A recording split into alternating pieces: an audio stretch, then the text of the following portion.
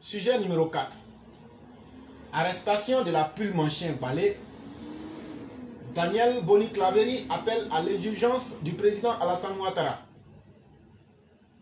Dans une déclaration, Daniel Boni Claveri, président de l'URD, appelle à l'indulgence du président Alassane Ouattara en vue de la libération de l'anarchiste la Pulmanchien Galeuse.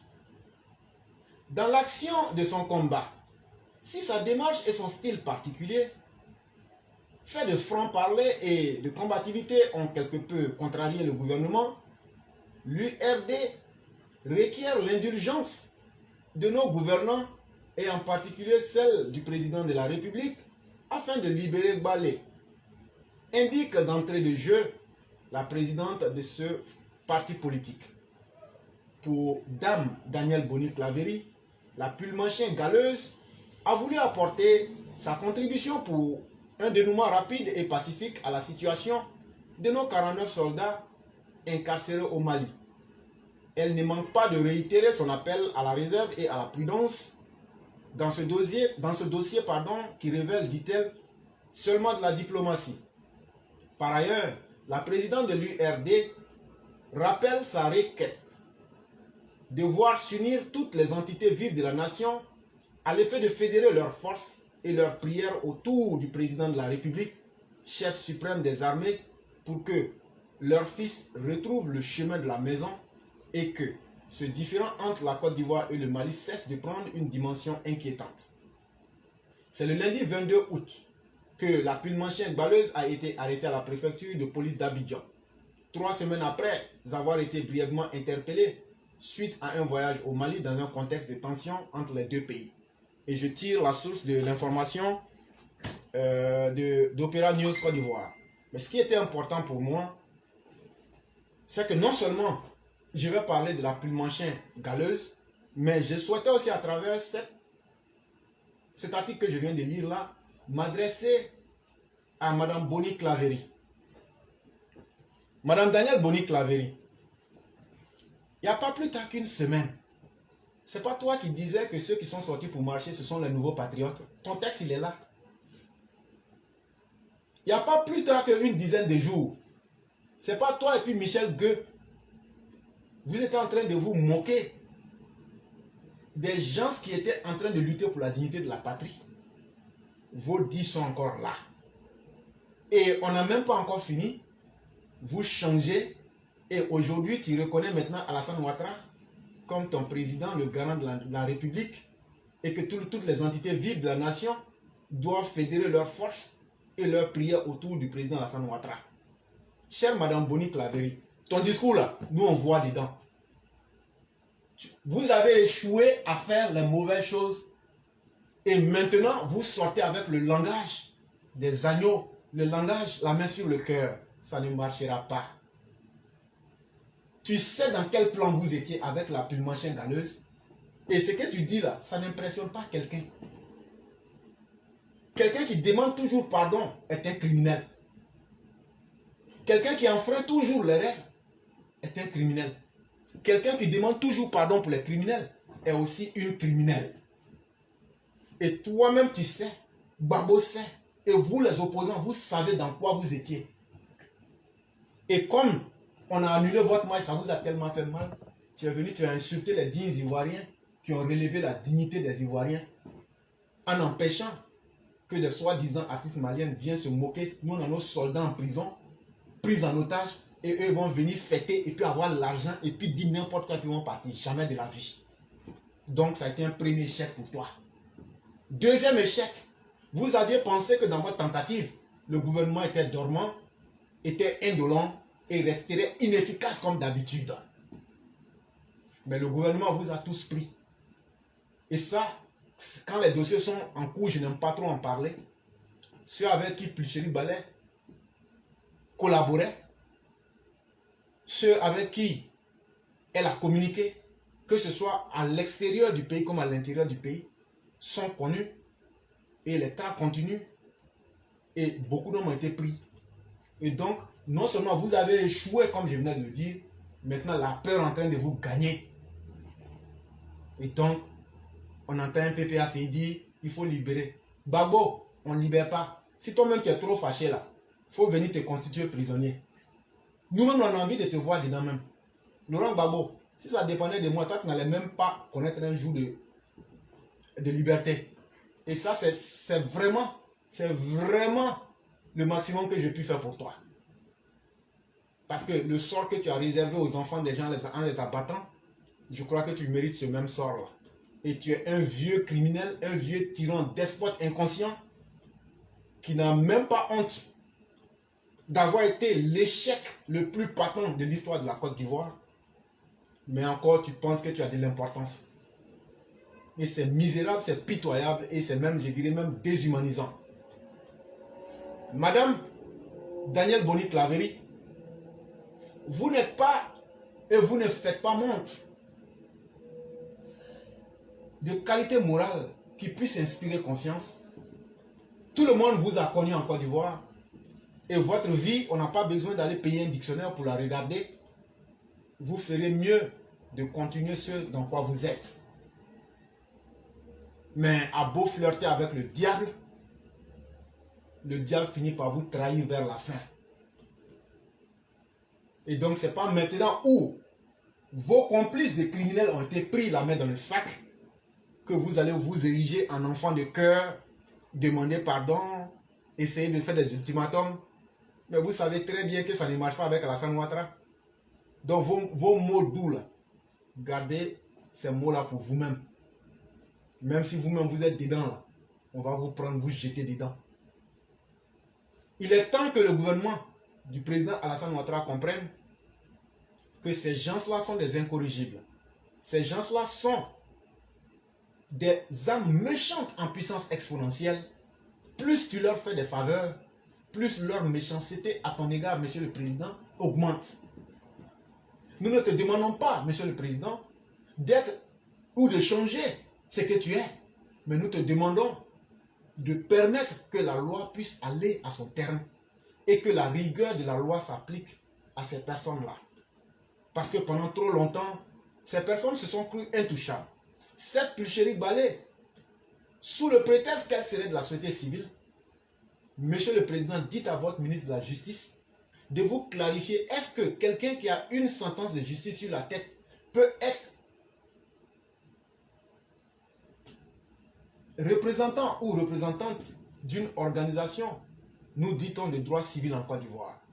C'est honteux pour la Côte d'Ivoire. C'est le seul pays au monde où une prisonnière, une criminelle avec le sang humain dit qu'elle représente la société civile. Ça n'existe nulle part sur la planète Terre. Et donc, s'il vous plaît, dans la sentence que vous allez accorder à Pulchérie Balé, prenez le soin de lui interdire de parler ou d'agir, ou même son organisation là. Puisque c'est en complicité avec l'organisation, vous pouvez dissoudre l'ACI, son organisation là. Ça c'est 1. 3 là, dans les sentences que vous allez lui accorder là, dites-lui qu'elle n'a plus le droit d'exercer des activités syndicales pendant au moins 20 ans. La militante GPS qu'elle veut, elle n'a qu'à aller ça. On n'a pas de problème avec ça. Si elle veut être PPACI, sinon on est RHDP, RDR. Nous, on ne peut pas interdire aux autres de ne pas faire ce qu'ils veulent. Mais il faut qu'elle prenne un visage clair pour faire ce qu'elle a à faire.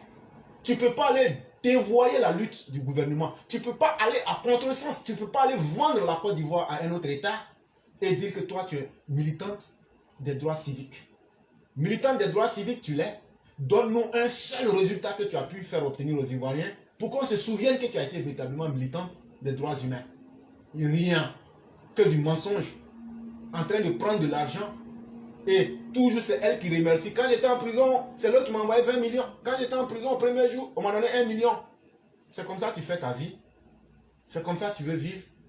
Ça, on appelle ça vivre dans l'indignité. Et tu es tellement ignoble comme dame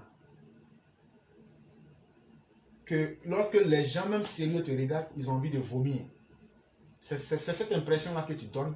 Et c'est très malheureux et c'est misérable de ta part. Et nous attendons et nous observons le gouvernement qui, pour ma foi, va observer la rigueur la plus totale à cette criminelle, à la peau dure. Tu cherchais de la publicité, mes chers gouvernants, profitez cette fois-ci pour éteindre cette dame directement, pour que celles et ceux qui pensaient qu'ils vont pouvoir prospérer dans le désordre en Côte d'Ivoire, pour que vous découragez ces personnes-là une bonne fois pour toutes. Et donc là, je vais vous faire écouter une bande audio et la vidéo existe déjà sur nos pages, vous pouvez vérifier et vous allez comprendre de quoi les machinations de cette dame-là pouvaient nous conduire à un point de non-retour, c'est-à-dire le point du chaos.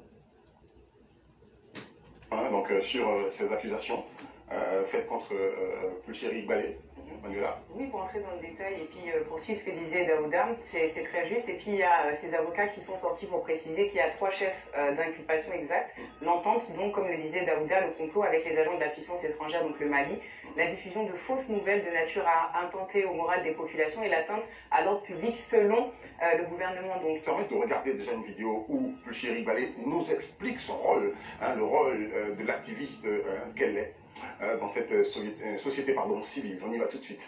En ce qui concerne la société civile, la répétition étant pédagogique, nous allons encore une fois répéter que tout ce que nous faisons est politique. Même la gestion de la famille, là, elle est politique. Parce que le mot politique, ça signifie gestion en fait. C'est la gestion, on appelle politique. Donc partout où on gère quelque chose, c'est la politique. Maintenant, il faut faire la part des choses entre la politique politicienne. Il faut faire la part des choses, comme la politique politicienne. Est-ce qu'elle est dans la politique politicienne ou la politique comme elle explique? Quel est le rôle de la société civile en fait dans un État? Aujourd'hui, clairement, à travers ses actions, on a le sentiment qu'elle s'érige en fait comme étant la porte-parole en fait de l'opposition. Clairement, normalement, la société civile est censée être en fait la 3e voie, c'est-à-dire non pas au niveau de l'opposition, non pas au niveau du gouvernement, mais être la voie en fait qui va pouvoir permettre au gouvernement de pouvoir prendre des mesures qui sont justes, utiles et en faveur en fait de toutes les populations. Mais là, elle-même, elle se dit société civile et en même temps politique, et elle s'en va, comment dirais-je, s'ingérer dans une situation qui relève en fait d'une problématique militaire. Donc, c'est-à-dire, tu ne peux pas être société civile et puis en même temps aller dans un contexte militaire. Non, il faut savoir rester en fait dans son canevas. Est-ce que tu penses qu'elle est en contradiction avec ce qu'elle...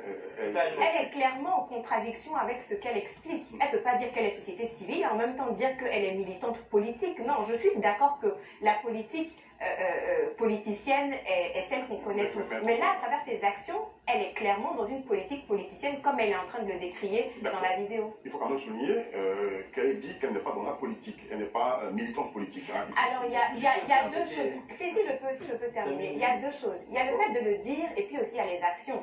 Là, elle l'a dit. Ok, il n'y a pas de problème. Mais quand on constate ce qu'elle est en train de faire sur le terrain, on se rend bien compte qu'elle est en contradiction avec ce qu'elle dit dans sa vidéo. Parce que c'est ce qu'elle fait sur le terrain, elle le fait au nom d'un parti politique je vais donner des faits. Dire dans ces vidéos que le gouvernement ment en parlant de la vie chère, ça, quand même, je veux dire, c'est quand même des propos graves qu'elle tient.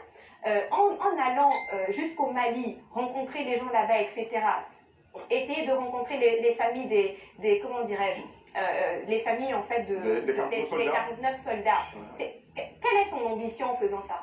Quel est son projet en faisant ça? C'est peut-être de pouvoir les soulever contre le gouvernement, parce qu'elle dit clairement en fait que le gouvernement ne joue pas son rôle, et c'est pourquoi elle, en tant que société civile, elle veut s'ériger en fait comme porte-parole du gouvernement, ou plutôt même comme porte-parole de la junte malienne. C'est ce que moi j'ai envie de dire, en tout cas moi c'est mon analyse.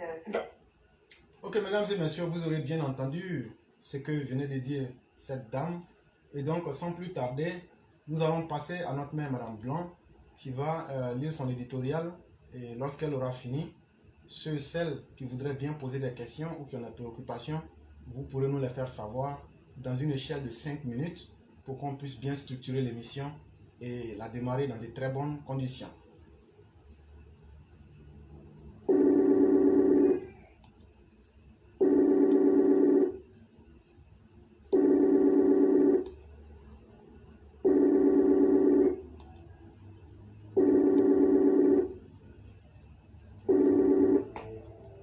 Oui, allô? Oui, bonjour, chère mère. Bonjour, cher fils. Oui. Bonjour à tous les EPV. Comment allez-vous? Je vais très bien, merci. Okay. Merci. Merci beaucoup. Donc, vous avez la parole. Ok, merci beaucoup. Mon édito aujourd'hui, c'est à tous ceux qui ignorent que ceci est sacré. Il s'appelle Pulmachine Bagnin, Soro Guillaume et tant d'autres qui nous pourrissent l'existence. C'est vrai qu'un des manquements des premiers hommes politiques ivoiriens a été d'omettre d'inculquer à la jeunesse la notion de la citoyenneté qui inclut le civisme, la civilité et la solidarité. D'après le Larousse, le civisme est le dévouement envers la collectivité, envers l'État et à la participation au vote. La civilité est la politesse des uns envers les autres, au sein de la nation. Et la solidarité, c'est le devoir de venir en aide à l'autre sans rien attendre au retour. Au vu de ces trois notions, appartenir à une seule et même nation nous oblige à l'entraide, à l'amour entre les citoyens de cette nation. Oui, mais qu'en est-il dans la nôtre de nation ivoirienne? Le civisme ne s'applique qu'au sein d'un même cercle gouvernemental. Qu'est-ce à dire? C'est-à-dire que le pays se fracture rapidement après un changement de président à sa tête. Ceux qui ont voté et élu leur chef sont solidaires et les autres se désolidarisent au point de manœuvrer pour la chute de ce chef, comme cela a été le cas pour le CNT, cette association illégale et mortifère d'Ivoiriens, avec à leur tête deux ex-présidents, à savoir Gbagbo et Bédié, deux vieillards inutiles qui se sont laissés manipuler par la petite saucisse. Soro le bref. Si une Côte d'Ivoire unie et solidaire est au cœur du rêve de chaque Ivoirien aujourd'hui, ce rêve est-il accessible? Nous disons qu'il faut y croire. Ce rêve est à la portée de nos mains si nous nous attelons à faire le tri parmi les différents candidats à la présidence de la République. Et pour le réussir, l'origine familiale du candidat y joue un rôle primordial dans sa capacité à diriger de façon efficace la destinée de ces millions de concitoyens. Et c'est là où commence l'étude de la personnalité de chacun de nos présidents selon son origine familiale. Houphouët-Boigny, nul ne peut dire avec certitude la filiation du vieux. Son père, sa mère, un mystère a toujours entouré ses vraies origines. Cependant, il a eu la chance d'avoir été épaulé par celles qu'il appelait ses sœurs, à savoir Mami Dieneba et autres. Il fut un président bâtisseur pour son époque. Puis vient Bédié. Bédié, pupille de l'État. Il y a comme un flou sur la filiation de cet homme. Aimé Conan Bédié, qui choisira lui-même le prénom Henri par amour pour son épouse Henriette Bomo-Croissant. Pupille de l'État de la Côte d'Ivoire, il se complaira dans cette vie facile où tout lui est dû jusqu'à perdre le pouvoir. Puis viendra Gbagbo. C'est celui qui a connu plus d'instabilité dans sa vie. Une vie chaotique faite d'instabilité de tout genre. D'abord son enfance. Il a dit lui-même qu'il a commis des larcins. Les larcins, ce sont des petits vols. Il est aussi celui qui a été conçu par un des plus jeunes papas en Côte d'Ivoire. Parfois même, l'histoire de sa conception frôle un peu la légende. Toujours est-il que l'homme est instable à tout point de vue. Un de ses actes les plus incroyables fut de former son premier gouvernement assis sur un WC. Vous avez bien compris. Gbagbo, son premier gouvernement, il l'a formé assis sur le trône du cabinet pendant qu'il se soulageait. Et il appelait chacun de ses ministres qui venaient s'arrêter face à lui. Et il le nommait. Quelle interprétation peut-on faire de cet acte? Il deviendra chef de l'État, mais nous vous laissons terminer le film. Et puis vint l'homme, l'enfant du mariage régulier entre Dramane Ouattara et Nabintou Cissé. Nous nous arrêtons là, nous ne dirons rien de plus. Bien sûr que l'origine familiale détermine le caractère d'une personne, qui lui aussi détermine sa force de frappe. Tous les chefs qui ont eu une enfance sombre partent dans la vie avec les deux pattes liées. Que le bon Dieu nous en préserve. Nous subissons, entre citoyens d'une même nation, déjà entre nous. Et ceux qui subissent les mauvaises graines n'y sont pour rien. Nous ne sommes pour rien dans les faits et gestes d'un babo, d'un méconnaissant de Dieu. Au contraire, ce que nous aimerions, c'est que ces mauvais chefs s'améliorent. D'où la part sacrée de l'appartenance au même pays. Merci beaucoup, mon fils. Merci beaucoup, cher maire, pour ce brillant éditorial qui est aussi profond que révélateur de beaucoup de réalités de notre pays qu'est la Côte d'Ivoire et que vous venez de mettre à jour. Voyez-vous, vous êtes parti indirectement de l'histoire en nous présentant quelques personnes qui ont eu à diriger ce pays, mais en partant même dans leur vie profonde. Et c'est très important. Je ne connais pas un boulot, je ne connais pas un employeur qui soit sérieux et qui veut vous donner du boulot, mais qui ne prend pas le temps de savoir avec qui je vais faire mon travail ou mais je vais employer. Ça, je parle d'un boulot. Malheureusement, en Côte d'Ivoire, les gens, une fois que quelqu'un s'illustre de quelque manière que ce soit, on prend plaisir à dire, comme il a plus de vues là, comme il parle là, les gens l'aiment là, et puis on le suit. Mais sachez que le Satan est plus populaire que Dieu. Sachez que le Satan là, lui, il est plus populaire que Dieu sur la terre. Et donc, c'est pourquoi on dit toujours, là où il y a la foule là, c'est la définition de la stupidité. Il faut que toi, tu sortes de la foule, tu regardes, et puis maintenant, tu juges pour voir la vérité. Mais quand tu es dans la foule, là, l'esprit de la foule t'aveugle. Et c'est ça, la condition mentale de l'Ivoirien aujourd'hui. Soit d'autres parce qu'eux n'ont pas envie de perdre leur gain, ils n'ont pas envie de perdre leur peste et leur poste, ou peut-être même, ils ont d'autres intérêts parce qu'ils ont commis des crimes. Il faut forcément s'accrocher à des criminels comme Laurent Gbagbo, Bédier et autres pour exister dans la scène. Mais quand on prend ces personnes et qu'on prend les Ivoiriens et qu'on regarde la situation, ça nous ramène à une question qui est fondamentale. Dis-moi avec qui tu t'associes, je te dirai ton destin.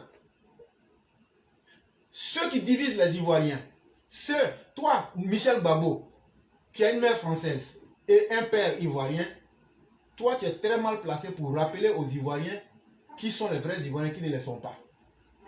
C'est des gens comme ça que nous combattons. Parce que vous utilisez les raccourcis identitaires pour toujours nous mettre dans la politique du perpétuel recommencement. Chez vous, là, le monde ne doit pas avancer. Le monde doit toujours se répéter sur ce que vous souhaitez. Et comme ça, vous serez toujours les maîtres du jeu, mais dans la médiocrité.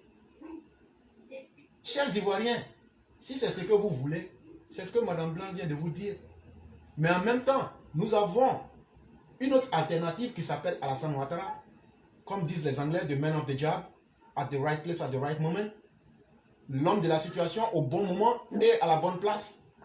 Sans trop parler, il a compris l'esprit de l'hymne national de la Côte d'Ivoire.